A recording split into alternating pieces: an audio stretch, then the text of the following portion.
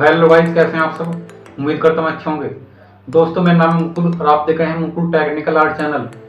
दोस्तों, इस वीडियो में आपके लिए एक डिफरेंट तरीके का फैन बनाकर दिखाने वाला हूँ।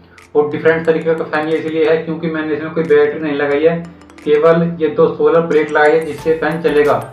और आपको इस फैन को चलाने के लिए कोई ज़्यादा धूप की जरूरत नहीं पड़ेगी, केवल आप इसको अपने रूम में भी रखोगे तो भी ये काफ़ी अच्छी हवा देने वाला है।